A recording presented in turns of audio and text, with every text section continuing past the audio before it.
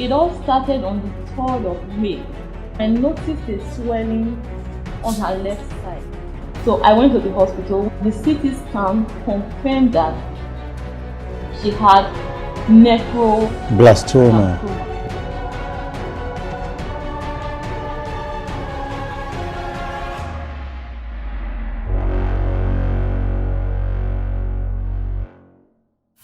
My name is Ogedegbe Christopher. Here with me is my wife. My name is Adesua Ogedegbe from Edo State, Nigeria. It all started on the 3rd of May. That was a Monday, a public holiday. We were having our online early morning prayer when my husband walked up to me to ask me if I didn't hear that my daughter was having some discomfort at night. I told him I didn't hear. If I did, I would get up. I had to mute my mic and went to meet her. I discovered that her temperature was really elevated. She took off her clothes and then I noticed a swelling on her left side. I called on the father and asked the father to come and take a look at this. There's a protrusion on her left side around the abdomen. And then he asked us to go to the hospital. So I went to the hospital. We got there. Everyone that looked at it believed that it was an enlarged spleen, because that was actually the position of the spleen. They thought it was splenomegaly that usually happens as a result of malaria. And then they checked for malaria. She was positive for malaria. They started treating for malaria. In a very short while, not up to 2 hours, the temperature was gone. She was doing very fine. They wrote a scan for us to go and do. And then that was when it was discovered that there was a mass in the left kidney that was pushing the spleen. We took the diagnosis and we were asked to go for a CT scan for confirmation. Before I went for a CT scan, I took a partnership seat and went to see my pastor, Pastor Theophilus Owase. I went to see him and we told him about what was going on.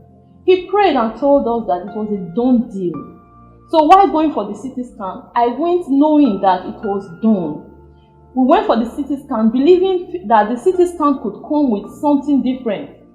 We went to came back, the CT scan confirmed that she had blastoma. Yes. Well, when I got the diagnosis, I remembered what the man of God said. He said it was a done deal.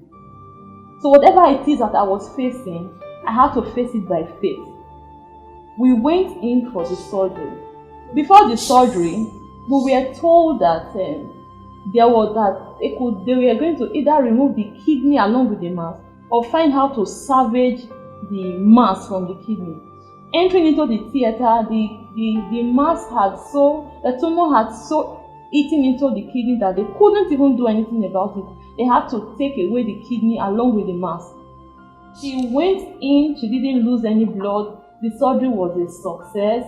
In 2 days, she was up and about. She was doing very fine. She recovered well. But they needed to do chemotherapy. Initially, I didn't want chemo, but there was a lot of pressure because I'm a medical person. It looked foolish for me that I had an early diagnosis for my child and I didn't want to complete the process. So I had to go in for chemo. She was supposed to have 6 courses of chemo.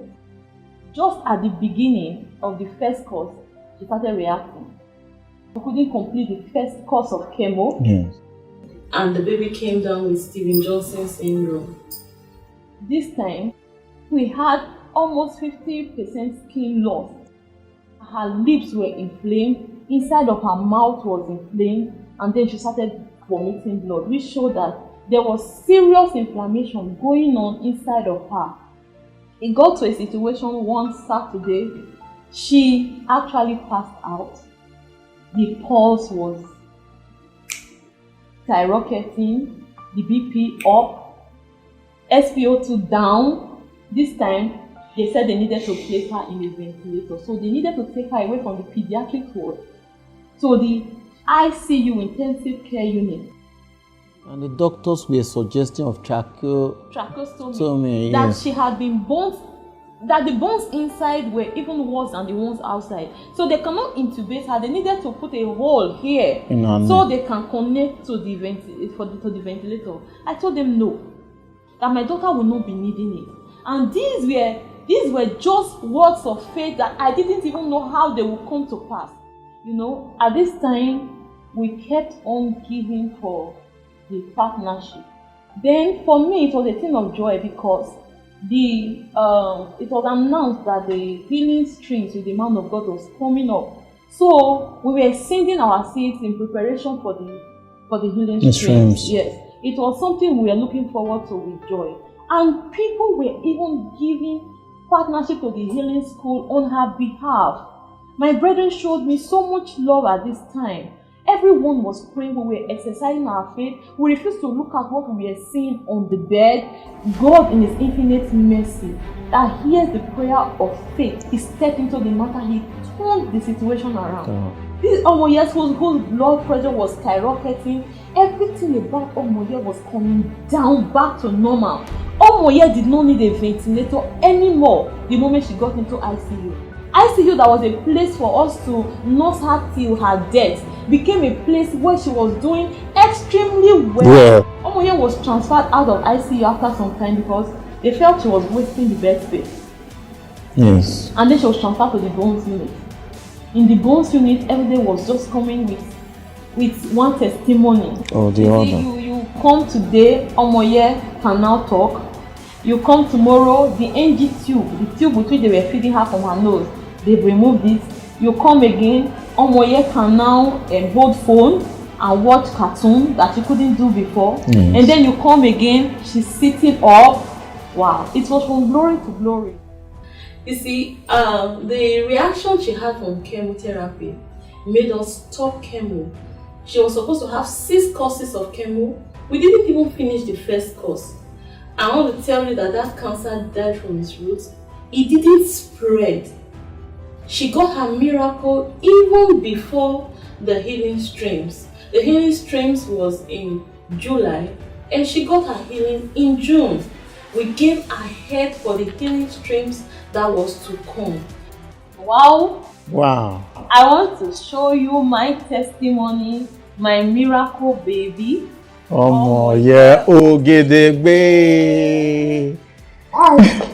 Here is our miracle, our testimony. So, Omoye, are you excited? Yes. I'm super excited about all that happened. It shows that God's hand is mighty upon our life. Omoye, who was out of school for a long time, she didn't even miss anything. She still went and had her graduation. Yes. After a week and 3 days. The way she snapped back, after a week and 3 days, she resumed school. She was doing very well. From then till now, Omoye is okay. Thank you for praying for me. Thank you for partnering. Don't stop giving.